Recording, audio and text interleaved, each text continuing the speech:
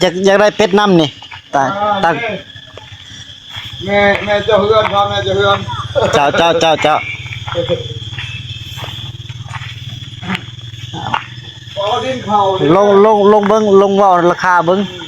ราคาแพงนะโอ้ไปทางโต๊ะเตียงห้องน้ำนั่นอันนั้นไปแล้วเอาจกเข่าเลยเด็กเป็ดแล้วหลายตัวปะครับพี่น้องโอ้อดินเข่าไปลุ่มขึ้นไปมองทางมืดกูละดินกับพ่อเนาะเป็ดลายเนาะพอเนาะทหารจ้าเป็ดลายเนาะจ้าลายอยู่ซื้อเป็ดมากินบ่แม่นกินยังกินเลี้ยงหรือกินธรรมดาโอ้กินธรรมดาน่ะแหละกินสร้างสรรค์ว่าเราสร้างสรรค์ธรรมดาไปจ้าแม่แล้วงานลายเนี่ยเป็ดโอ้สิขายตัวใด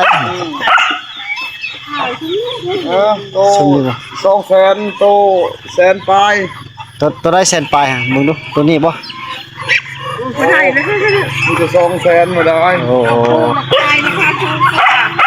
เอาตัวผู้ราคาถูกบ่ว้าวตัวผู้ราคาแพง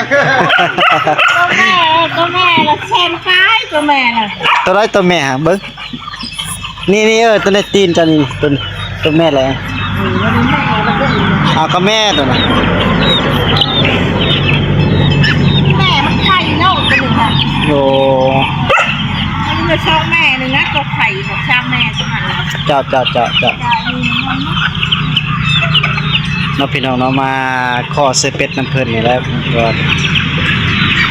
ลุดลงบ่ได้บ่เนาะตัวผู้ก็ได้บ่ตัวนี้ลุดลงก็บ่ได้บ่เซตปลายนี่บ่เนาะไข่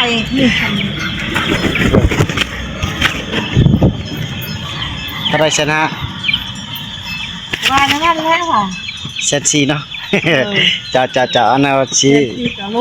โทรให้เขาหาเขาก่อนให้เขาโอ้บัญชีลายเด้อแม่เด้อ